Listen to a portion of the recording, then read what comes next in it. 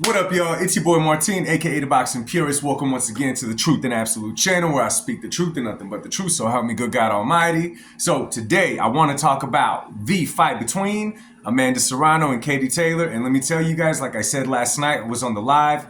If anybody of you guys caught that live and you watched the fight with me, that was super dope. Yo, man, we got to do it again. We had a good time. We had some good boxing chat. All of that was super cool. But I want to talk about the fight. Now, if you saw the fight with me, you saw how I reacted, right? You saw even myself. I saw it. I saw the punch numbers, and I said, Amanda Serrano, so before anything, this video is about what people are calling a controversial win on Katie Taylor's part last night. Many people thought that Amanda Serrano got robbed, in which was a fight of the year, hands down, right? I mean, I guess the fight before was really good and like it couldn't get no better. Then here comes Katie Taylor and Amanda, and they said, no, we got this. Give us the torch. We're running with it.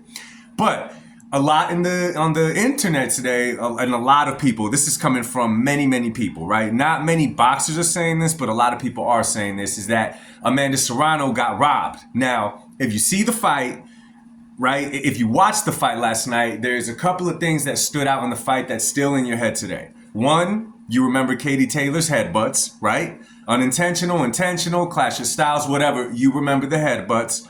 Number two, you remember that that big left hand that Amanda Serrano landed at the end of the first round against Katie Taylor, right?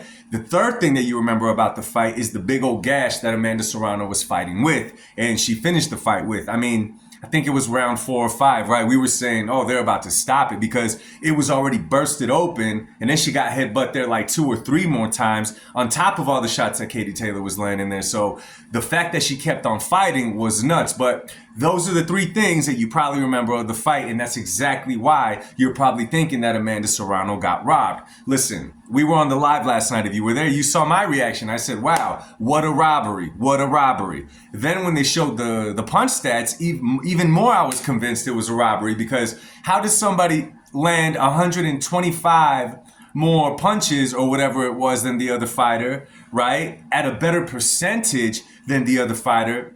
The other fighter got a point taken away from the headbutt. How the hell did they not give this fight to Amanda Serrano, right? It was real common, right?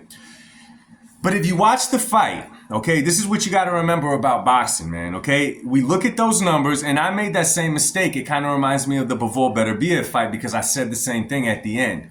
What you got to remember, though, you got to look at who's controlling the pace of the fight, okay? You got to remember who's controlling the space of it. You got to remember who's more technical in there. You got to remember who's doing the things that are actually hard to do that the judges are going to obviously give points to. Who's the one throwing combinations? Who has a better defense? Who's the one that's utilizing the ring? Okay? Who's the one that's drawing in the other fighter and countering? Who's the one putting the other fighter in uncomfortable situations where she just has to throw a whole bunch of shots? Okay? You got to remember those things. Looking at the fight again, when you watch it again, you got to look at those things. I think what happened here is that all of us, including myself, we got emotionally invested in Amanda Serrano when she was fighting with that cut, right? Because at that point, we were like, not only is this Amanda Serrano fighting Katie Taylor, this is a cut Amanda Serrano fighting against a Katie Taylor. You know what I'm saying? At this point, we're giving her more points on our end because we see a cut up there. Therefore, we're thinking that it means more to us. And that's what I mean, that you get emotionally invested in a fighter like that as the fight goes on, especially when, Amanda Serrano is special. The way that she trains, the way that she carries herself, she has the eye of the tiger. She's just a tough, brave, strong woman, right? So when she tries that hard, she finishes the fight with a cut on her eye and all that. It's like, yo, yeah, she won. She had to have won. What we forget is that just because she has a cut, it doesn't mean that the judges are going to cut her slack or give her more points. It's there. She's fighting with it. It happened. It's part of the sport, but it must go on. Think about it like this, man. Think about it in the NBA. If someone sprained their ankle and they continue playing through it. Yeah, us emotionally, we're like, oh my gosh, that is crazy. That is mad props. Whoa. All of the above. But in reality, it's not a stat. It's part of the game. It happens. You know what I mean? So go and look at the fight and see who was controlling the distance, right? Look who was, again, bringing Amanda Serrano in, making her walk in and hitting her with those three-piece combinations. Katie Taylor was throwing almost nothing but combinations last night. And you also got to remember, when the two were engaging, right, and the two were fighting like that, you got to remember that it was Amanda Serrano fighting off Katie Taylor in the exchange.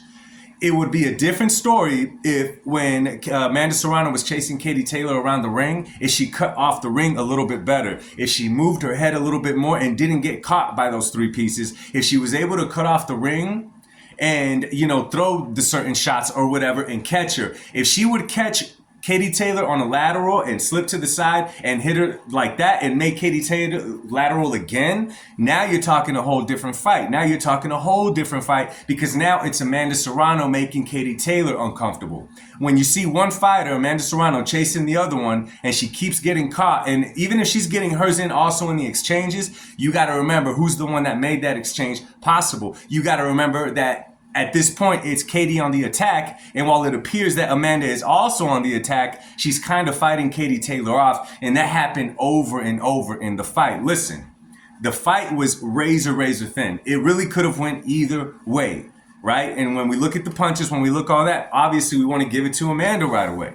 But when you look at those things, who controlled the pace of the fight, who had a better defense, who was throwing combinations and all of that, that was Katie Taylor. You know what I'm saying? That was Katie Taylor, hands down. And that's just how I see it, man. There's no loser in a fight like this. The fans, for sure, we won. We enjoyed the hell out of this fight. But that is my quick take on the Amanda Serrano, Katie Taylor fight, which a lot of people weren't happy with the results. But thank you for watching this video, man. It's a trending topic right now, man. So if y'all could share this video with whoever, kind of breaking it down, maybe you're having a debate with somebody, maybe you're having a conversation with people about boxing and you guys are arguing who really won, share this video with them, man. It would make it go around and around, and I'd appreciate it greatly. So anyway, man, I'm gonna hop up out of here. Much love to you guys. God bless y'all. I'll speak to you soon. Peace.